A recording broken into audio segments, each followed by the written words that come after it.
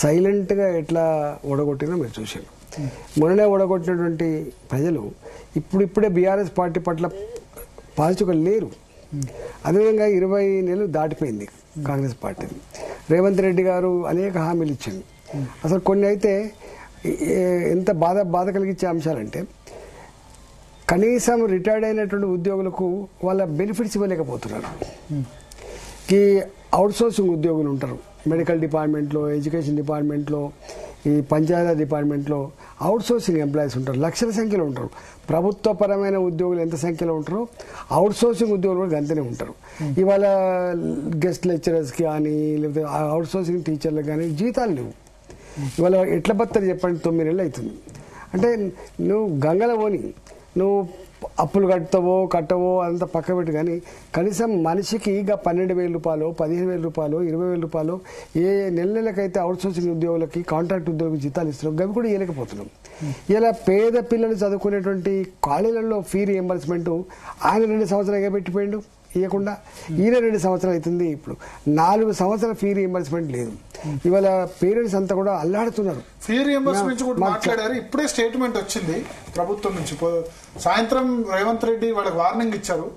ఇప్పుడు కొద్దిసేపటి క్రితం బట్టి విక్రమార్క కాలేజీ యాజమాన్యాలు ప్రకటన చేశాయి, రేపటి నుంచి ఈ సమ్మె విరమణ చేస్తాం, రేపటి నుంచి కాలేజీలు తెరుస్తామని చెప్పారు.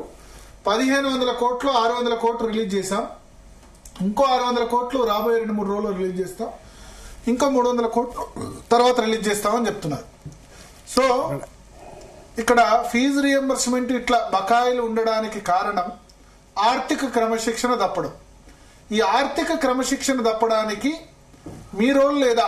తెలంగాణ తొలి ఆర్థిక మంత్రిగా ఈటెల రాజేందర్ రోల్ లేదా? ఇప్పుడు ఇష్యూ నేను చాలాసార్లు చెప్పినా, మళ్ళీ చెప్తున్నా, ఇవాళ కాంగ్రెస్ పార్టీ కొత్తగా పుట్టుకొచ్చిన పార్టీ కాదు. ఈ రాష్ట్రాన్ని 50 ఏళ్ళు పాలించిన పార్టీ, దేశాన్ని కూడా 50 ఏళ్ళు పాలించిన పార్టీ. ఈ 10 సంవత్సరాలు ప్రతిపక్షంలో ఉండగా కాంగ్రెస్ పార్టీ, నేను కూడా అప్పుడు మంత్రిగా ఉన్నా, అప్పుల ఊబిలో కూరుకుపోయింది. మొత్తం అప్పులమయం చేసిండ్రు, తాకట్టు పెట్టిండ్రు, మొత్తం దివాళా తీయించిరని చెప్పి ఎవరు మాట్లాడినరు? ఇవాళ ఏ ఆర్థిక మంత్రి అవుతున్నాడో బట్టి విక్రమార్క, ఆయన మాట్లాడిండు.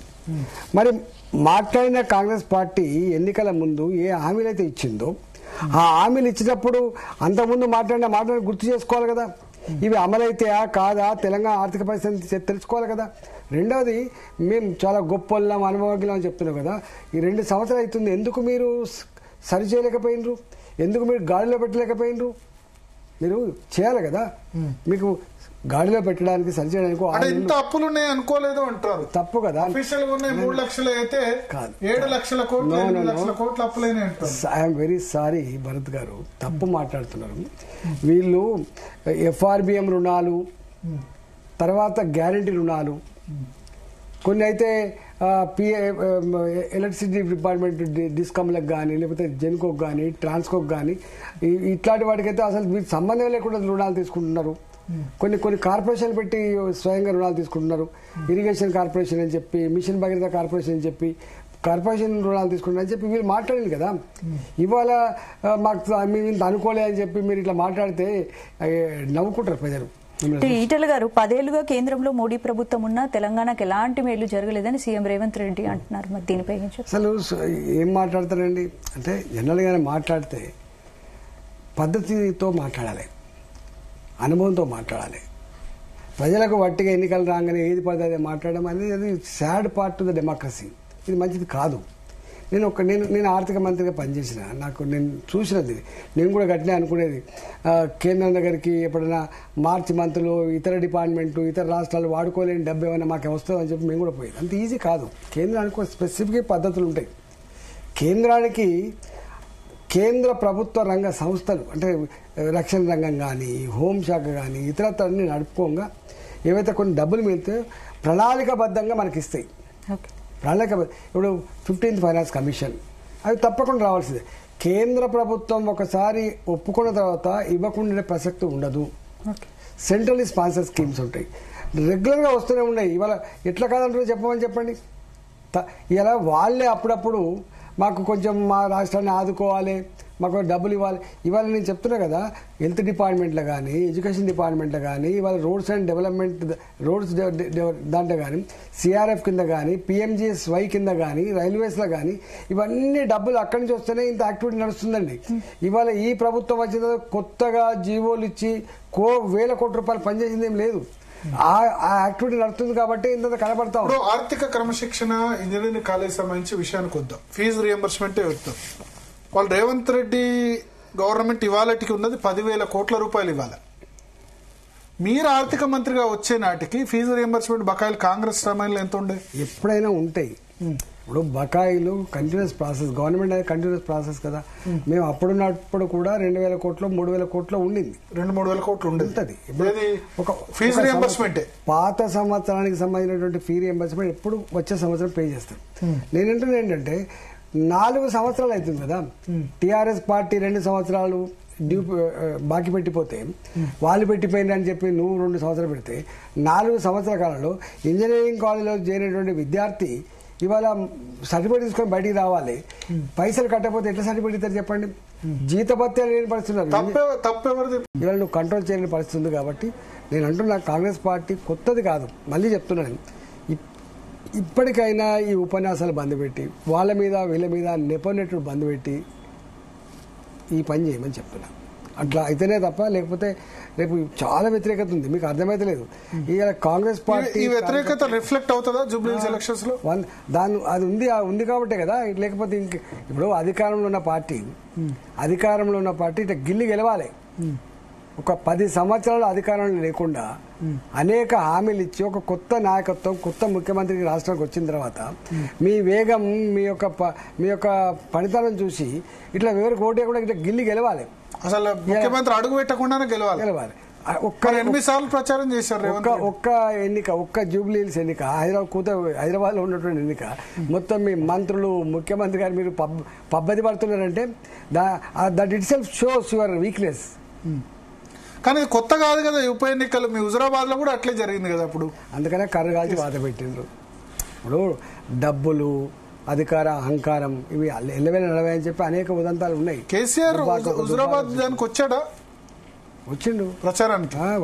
ఎలక్షన్ నోటిఫికేషన్ ముందు ఎలక్షన్ వచ్చిన తర్వాత వచ్చి మీటింగ్ పెట్టి దళిత బంధు అనౌన్స్ చేసిపోయిండు. ఆయన కోడ్ వచ్చిన తర్వాత అనౌన్స్ చేసిపోయిండు. అచ్చా, కోడ్ వచ్చిన తర్వాత దళిత బంధు ఇక్కడ హుజురాబాద్. కోడ్ అంటే ఇప్పుడు నేను ఎప్పుడైతే రిజైన్ చేసినో ఆ రోజు నుంచే మొదలు పెట్టిండు పని. ఓకే, ఎలక్షన్ క్యాంపెయిన్ కి రాలేదనుకుంటా హుజురాబాద్. దేనికి సంబంధం లేకుండా నేను రిజైన్ చేసిన తెల్లారి నుంచే మొత్తం మంత్రులు వేసి పడేసిండు. మండలానికో మంత్రి, తర్వాత మండలానికి 5-6 మంది ఎమ్మెల్యేలు, మొత్తం రాత్రి సిమెంట్ రోడ్లు పడ్డాయి, రాత్రి మోరీలు కట్టిండ్రు, రాత్రి కుల సంఘాల భవనాలు వచ్చినాయి. మీకు దళిత బంధు అని చెప్పి 10 లక్షల రూపాయలు అనౌన్స్ చేసిండ్రు.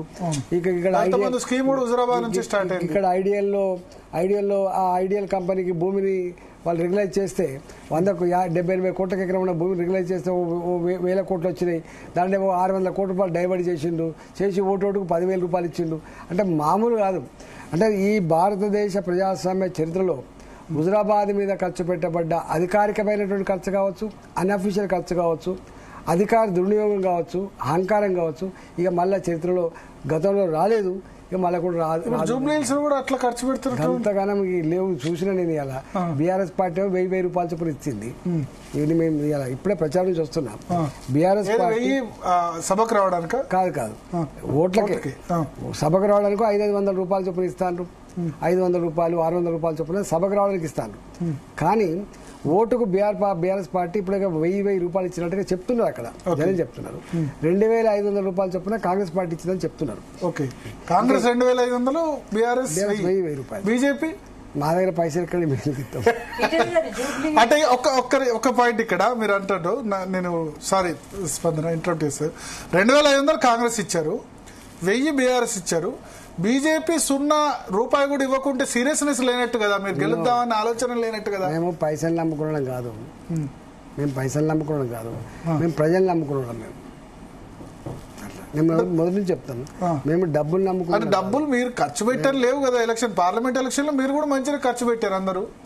ఇప్పుడు ఖర్చు అసెంబ్లీ ఎన్నికల్లో మీరు మోడీ సభలకు ర్యాలీలకు వాటికి వచ్చిన డబ్బులు ఇచ్చారు, బూత్ కమిటీలకని డబ్బులు ఇచ్చుకున్న సందర్భాల్లో ఇప్పుడు బూత్ కమిటీలకు పైసలు ఇచ్చేది చిరస్థ అనాదిగా వస్తున్నటువంటిది.